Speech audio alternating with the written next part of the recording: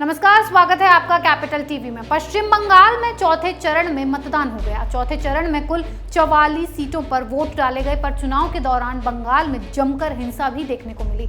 इससे पहले एक टेप ने ममता की मिट्टी पलीत कर दी, जिसमें प्रशांत किशोर ये साफ साफ कहते सुने जा सकते हैं कि बंगाल में मोदी की लहर है। जाहिर है हार के खौफ से टीएमसी के गुंडों ने अब लोगों को वोट डालने से रोकने की कोशिश की है। पश्चिम बंगाल में चौथे चरण का मतदान खत्म होते होते खूनी खेल में तब्दील हो गया। बंगाल में 44 सीटों पर चौथे चरण की वोटिंग हुई। इस दौरान कूच बिहार के शीतलकुची में हिंसा भड़क गई। घटना को लेकर CIFS ने बयान जारी किया, जिसमें कहा गया है, बूथ संख्या 126 के पास CISF की टीम पर उपद्रवियों की भीड़ ने हमला किया था।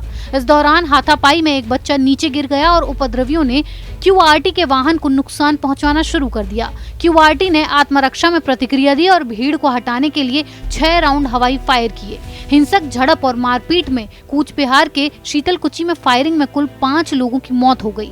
CISF अधिकारियों के मुताबिक सुरक्षा में तैनात जवानों से हथियार छीनने की कोशिश की गई, जिसके बाद जवाबी फायरिंग की गई थी। वहीं दूसरी तरफ पश्चिम बंगाल में बीजेपी ने तृणमूल कांग्रेस के चुनावी रणनीतिकार प्रशांत किशोर का एक ऑडियो लीक किया है, जिसमें वो बंगाल के चुनावी माहौल पर चर्चा कर रहे हैं। इस बातचीत में पीके साफ साफ मान रहे हैं कि बंगाल में मोदी की लहर है। बीजेपी IT सेल के प्रमुख अमित मालवीय ने ऑडियो ट्वीट किया है।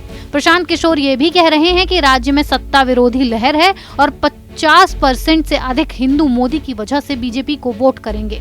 अमित मालवीय ने ट्वीट पर लिखा, ममता बनर्जी के चुनावी रणनीतिकार ये मान रहे हैं कि वाम, कांग्रेस और TMC ने पिछले 20 वर्षों में मुस्लिम तुष्टीकरण किया है। इसके चलते जमीन पर आक्रोश है और हिंदुओं का ध्रुवीकरण हुआ है। बोलने वालों को एहसास नहीं था कि चैट सार्वजनिक थी। बंगाल में इन चुनावों के बीच जमकर घमासान चल रहा है। हिंसा तो हो ही रही है, साथ ही एक पार्टी के नेता दूसरी पार्टी के नेताओं पर हमलावर होते नजर आ रहे हैं। प्रशांत किशोर का टेप वायरल होने के बाद ममता की मुश्किलें एक बार फिर लोगों के सामने आ गईं। हालांकि इस टेप के वायरल होने से बौखलाए प्रशांत किशोर ने कहा है कि बीजेपी को पूरी टेप जारी करनी चाहिए। सवाल ये है कि पूरी बातचीत में अगर प्रशांत किशोर ने कुछ नहीं बोला है तो फिर वो ही अपनी बातचीत सरेआम क्यों नहीं कर देते। जैसे जैसे बंगाल का चुनावी खेल आगे बढ़ रहा है, बीजेपी और TMC के बीच जंग और रोचक होती जा रही है।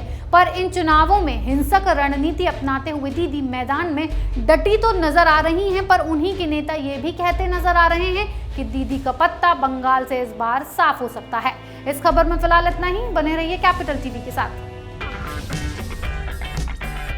अगर आपको हमारा वीडियो पसंद आया हो तो इसे लाइक करें, हमारे चैनल को सब्सक्राइब करें और हाँ, बेल आइकन दबाना ना भूलें, ताकि आप तक हमारे वीडियो की नोटिफिकेशन पहुंचती रहे।